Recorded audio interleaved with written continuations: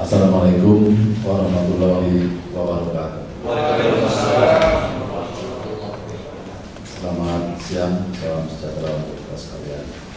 Yang saya hormati Pak Wakapolda, Bapak Penjagaan Utama Polda Banten, yang saya cintai, yang saya banggakan para insan pers, khususnya yang bekerja di wilayah Banten, Provinsi Banten.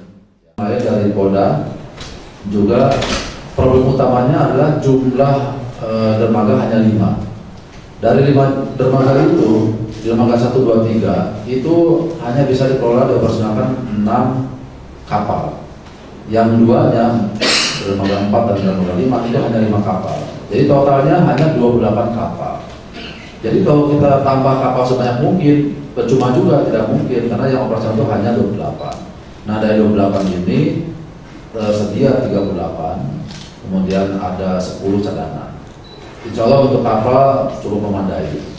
Cuman yang jadi masalah selain jumlah dermaga hanya 5, masyarakat sendiri itu memilih hari untuk mudik, memiliki persepsi yang sama dan memiliki pilihan yang sama, yaitu mereka memilih waktu hari H-5 dan hari H-4 atau tanggal 3 dan tanggal 4 Agustus atau hari Sabtu dan Minggu. Nah, ini satu problem utama. Kemudian yang kedua, di samping mereka memilih waktunya hari Sabtu, Minggu atau tanggal 3 dan tanggal 4, juga dia memilih jamnya itu, mengambil jam antara 21 malam sampai jam 7 pagi. Nah, inilah merupakan problem yang paling rawan. Kenapa? Apabila masyarakat yang memudik ini secara merata dari jam 00 sampai jam 24, artinya dalam 24 jam itu selalu ada pemudik yang melewati pelabuhan, insya Allah penyeberangan itu tidak akan terkendala. Karena apa? Karena tiap jamnya daya angkut atau kapasitas kapal maupun trip itu dengan dia hitung rata-rata dengan jumlah mudik yang penumpangnya lebih kurang 120.000, kemudian untuk kendaraannya 20.000, untuk sudah motornya sekitar 48.000, itu kalau merata itu bisa menyeberang dengan lancar, tidak ada antrian. Nah, ini berhubung masyarakat ini memilih jam untuk mudiknya antara jam 21 sampai dengan jam 7 pagi, maka terjadilah antrian yang luar biasa. Nah, untuk itu di kesempatan ini kami dari Polda Banten menghimbau kepada seluruh warga masyarakat, baik yang berasal dari Provinsi Banten maupun yang luar Banten, baik yang berkendaraan roda 2 maupun mengemudi kendaraan roda 4 dan lebih, disarankan apabila ingin lancar tidak ada antrian, berangkatlah untuk mudik di jam siang hari antara jam 7 sampai dengan jam 21 malam. Kalau itu dilakukan oleh para pemudik, insya Allah penyeberangan itu secara merata akan terjadi lancar. Jadi kami memohon sekali lagi menghimbau kepada seluruh warga masyarakat, baik yang berasal dari Provinsi Banten maupun yang luar Provinsi Banten, baik yang menggunakan kendaraan roda 2 maupun roda 4 dan lebih, berangkat mudiklah. Pertama, pilihlah hari kalau bisa di luar hari Sabtu dan Minggu. Kalaupun tidak bisa memilih hari untuk mudik, pilihlah waktu jam berangkatnya. Diusahakan kalau bisa jangan berangkat malam hari, tetapi berangkatlah siang hari antara jam 7 pagi sampai jam 9 malam. Dan tidak usah khawatir, setibanya di Bangkauni di Lampung, Polda Lampung sudah menyiapkan sistem pengamanan yang terpadu, dan insya Allah akan menjamin keamanan atau keselamatan dari para pemudik, baik yang menggunakan roda 2 maupun roda 4 atau lebih. Itu himbauan dari kami untuk di Merak. Kemudian untuk di Cikande, untuk tahun ini sepertinya diperparah lagi dengan perbaikan jalan yang belum selesai. Jadi di samping kenakalan para pemudik angkot yang berhenti sembarangan di seberang tempat, yang keduanya padatnya para pengunjung atau pendatang di sekitar pasar, adanya pasar tumpah, kemudian diperparah lagi dengan adanya jalan yang belum selesai. Nah, ini upaya dari kepolisian. Yang pertama, di rapat kemarin dengan maupun koordinasi pimpinan daerah menyampaikan untuk mempercepat proses hari H-10 diusahakan jalan sudah selesai semua. Kalaupun belum selesai, diusahakan semua material tidak ada di lokasi, semua kendaraan berat tidak ada di lokasi, dan jangan mengganggu lajur jalan. Itu satu yang upayanya. Kemudian yang kedua, menggunakan barikade di awal untuk memblokir jangan sampai ada pasar tumpah ya di sepanjang ruas jalan itu. Kemudian menambah kekuatan personil untuk menghalau jangan sampai ada angkot yang berhenti seenaknya di sembarang tempat.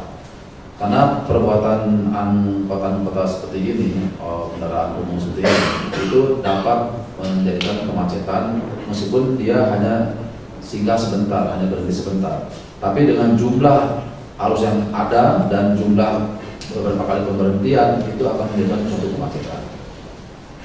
Dan yang ketiga, kami berkoordinasi dengan Polda Metro, kami juga ruangan juga dari wilayah Tangerang untuk senantiasa berkoordinasi bagaimana penyekatan atau bukan untuk arus lalu lintas, bagaimana penggunaan manakala ada jalur alternatif yang lainnya.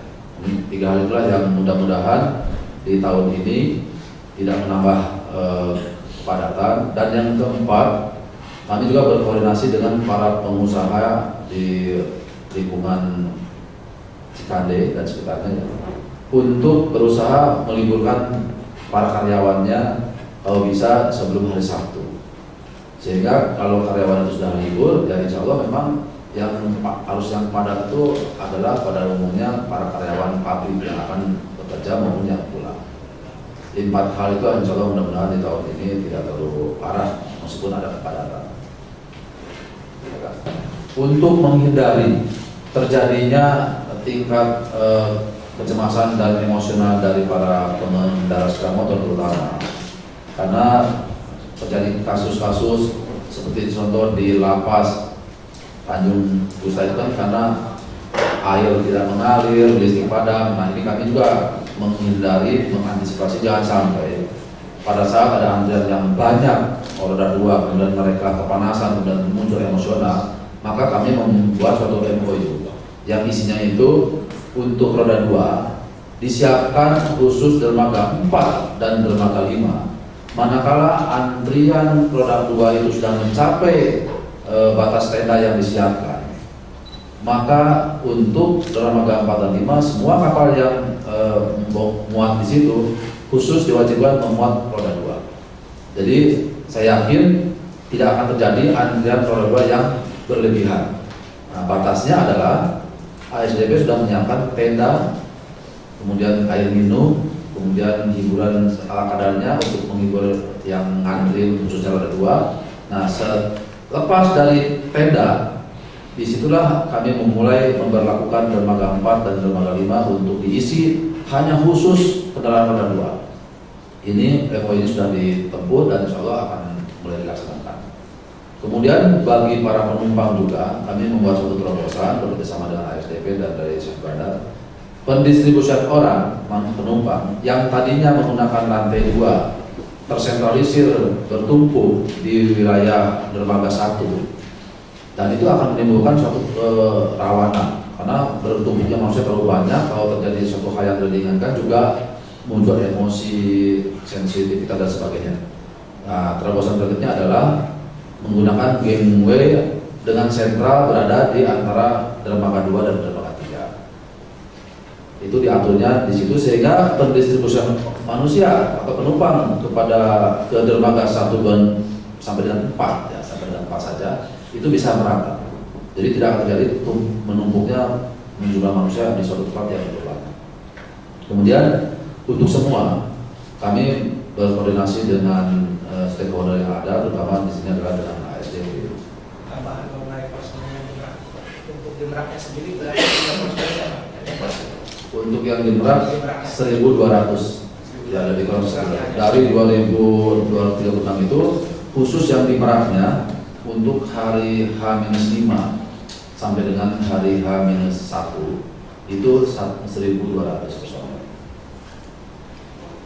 Kemudian Berkaitan tadi saya singgung masalah kegiatan-kegiatan di bulan Ramadan. Ini kan terkaitannya dengan ditangguhkannya Kepres nomor 3 tahun 97 tentang pengawasan dan pengendalian minuman keras. Ya. Dari ormas Islam itu mendasari mulai tidak diberlakukannya Kepres tersebut. Sehingga kesimpulannya dengan dicabutnya Kepres nomor 3 tahun 97 berarti semua jenis minuman keras dilarang untuk diedarkan atau dijual.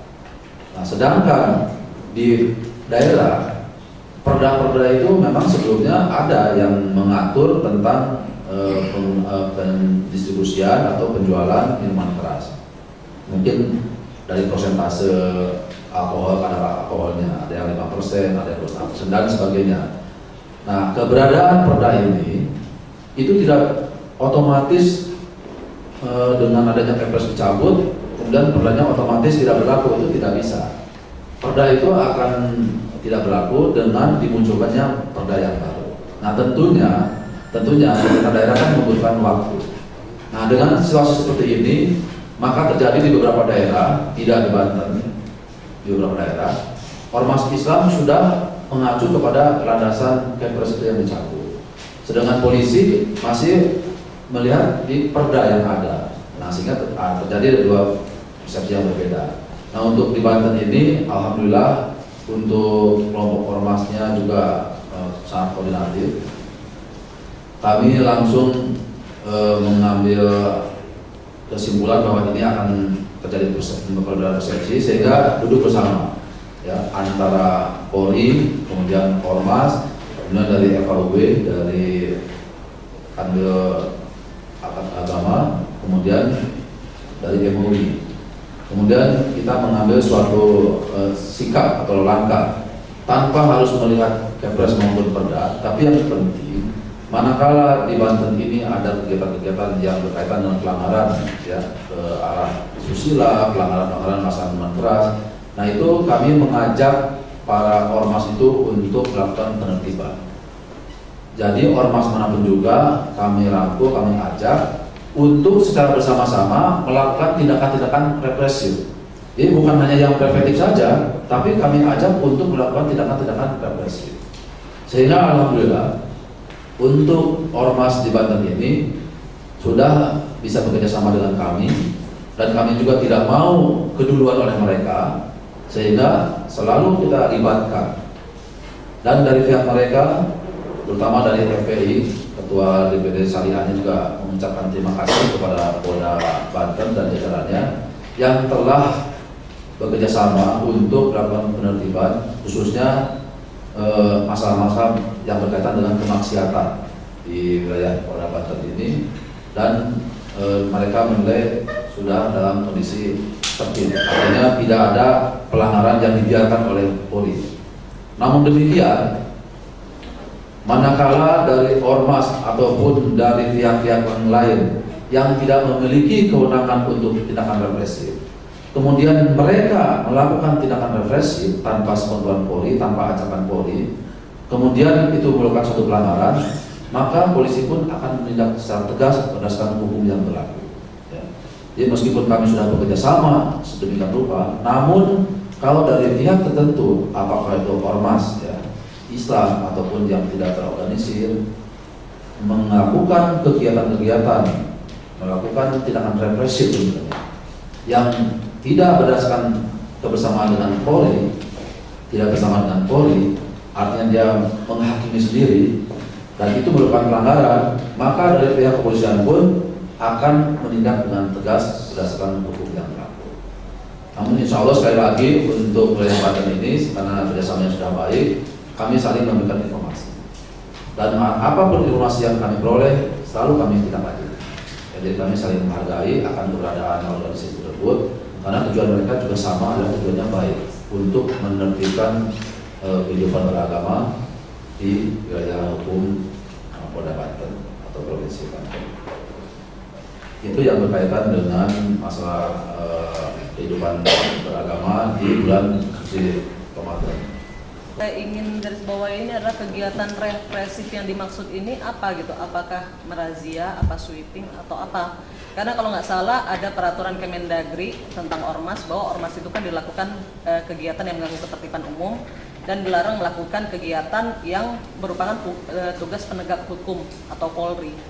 Dan tindakannya kalaupun ada ormas yang melakukan sweeping, apakah ada tindakan di Polda Banten? Ini saya sampaikan di sini bahwa ormas, khususnya ormas Islam yang ada di Polda Banten ini sudah menjalankan tugasnya secara koordinatif dengan Polri, ya, dengan Polda Banten. Dan sampai dengan saat ini sampai ada ucapan terima kasih dari Ketua DPD Syariah FPI kepada Kapolda dan jajarannya atas kerjasamanya yang baik ini. Nah, pada saat ada pihak lain, ya, pada saat ada pihak lain, apakah ormas maupun yang bukan organisasi perorangan dan sebagainya, melakukan tindakan-tindakan represif penegakan hukum, ya, yang mereka tidak memiliki kewenangan, itu melakukan pelanggaran. Nah, itulah yang akan ditindak oleh penegak hukum, oleh Polri berdasarkan hukum yang berlaku bagi dirinya.